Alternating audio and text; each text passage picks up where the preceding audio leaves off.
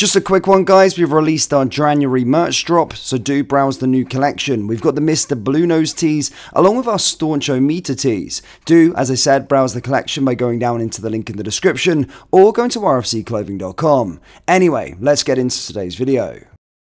And hello everybody, welcome back to the channel, guys. I hope you're all well. Before we do get into today's video, as always, please do smash that like button and subscribe to the channel for daily Rangers content.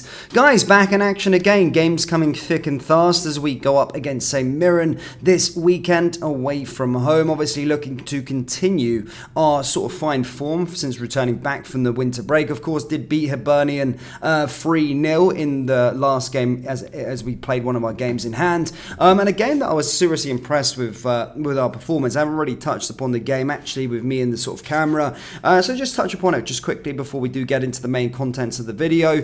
But yeah, fantastic performance. Also quite good to see Cyril Dessers getting another goal. It's really hard to believe that he's got 11 goals so far this season, and I think somebody described him as 1 week he will look like the best player in the world, and one moment he will look like the worst player ever that can't play football. And that's summed up his time at Rangers so far, and 11 goals, and he could be well on to finish this season with 25 goals, and that's what a lot of Rangers fans have been crying out for. But as I always say with regards to number 9 at Rangers, sometimes, yes, the goals are really important, but sometimes you're judged on the big moments. You know, how many goals do you score against Celtic? How many of those big chances do you put away? And those questions still remain. Yes, he did get the goal against Real Betis that sealed our fate, but when you look at the big chances against Celtic, you know, probably let us down. Those sort of things I always look at as a Rangers striker that's pivotal. One player that was always very successful for us was Alfredo Morelos, but didn't really do it against Celtic. So it would be quite good to see Cyril Dessers, and it's very, very good to see him growing in confidence. I've always been very, very vocal with regards to him.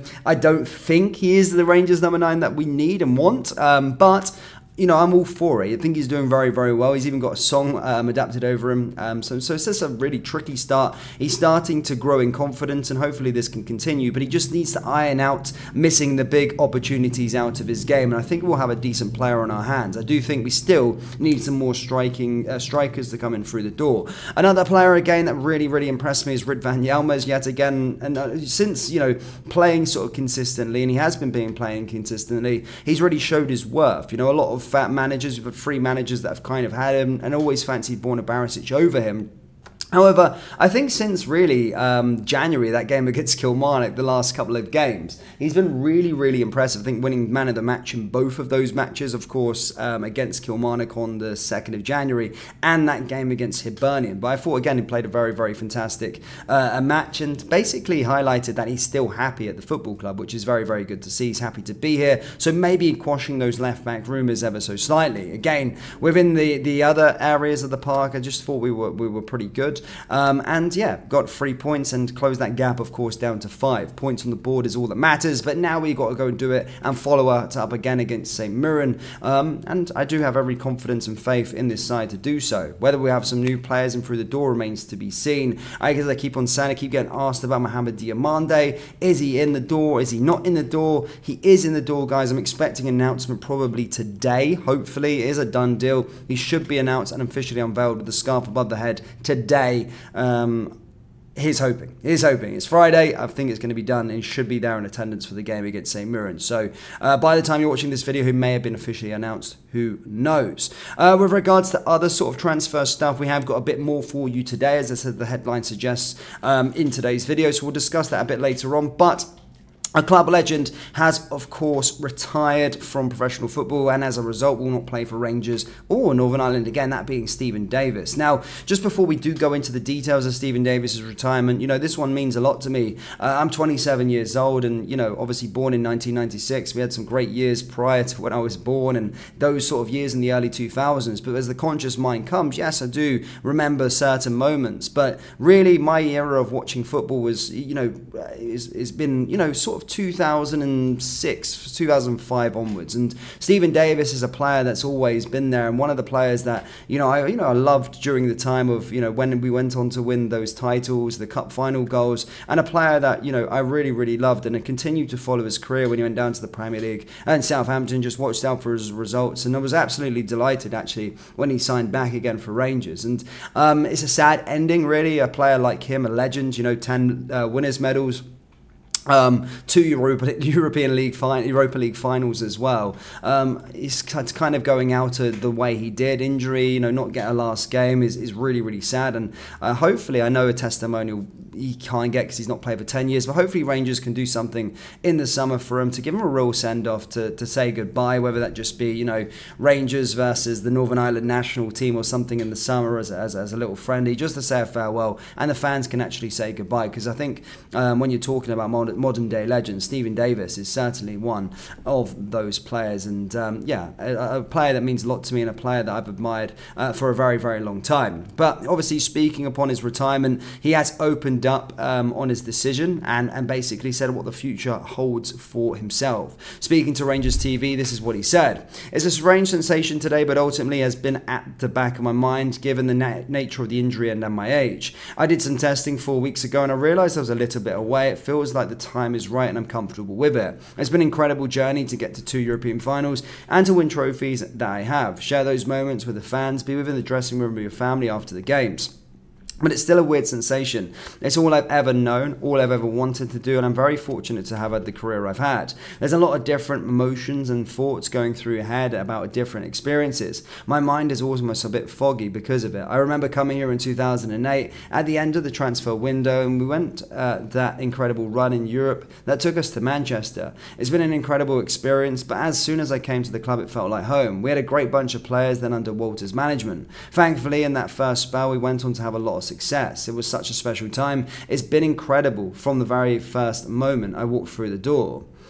He also went on to say about this relationship with the fans: "I feel like the fans have really got behind me. I never took for granted walking out at Ibrox because it's such a special stadium. Obviously, growing up as a Rangers fan, it was always something I wanted to do, and having done so many times, I'm very grateful. I'd have liked to have won more. I felt so we could have, especially in the second spell, but it's been an incredible journey to get to 2 European finals and the win trophies that I have. It's such a special football club, and it goes without saying I'm going to miss it."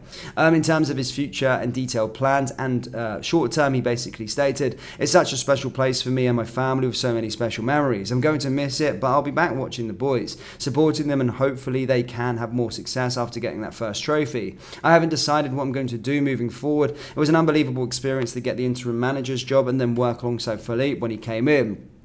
At that point, I wanted to have a real crack at my rehab, but unfortunately that wasn't unfolded the way I'd liked.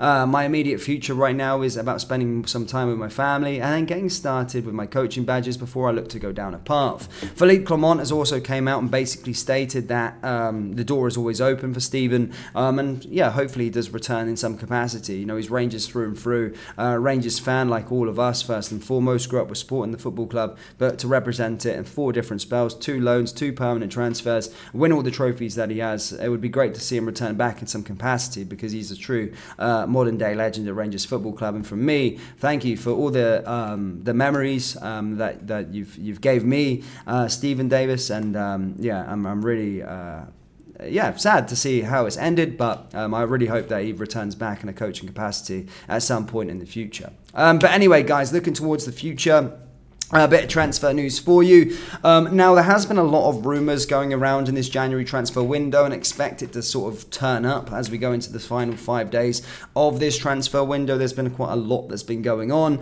Of course, as I stated earlier on in the video, Mohamed Diamande is done. 2 signings in through the door. We've got potentially coming in another couple of sets of players. The situation with regards to Seba being injured, could we be getting a replacement for him? That still remains to be seen, but I do expect maybe another 1 or 2 additions to come in through the door. Yes, with sort of 5 days to go. It might mirror the sort of 2022 deadline day of January where we bring in 2 players on the final day. But look, the left back position is still up in sticks, despite Ridvan Yalmaz stating that he's happy, despite him playing, and I do want Ridvan to stay.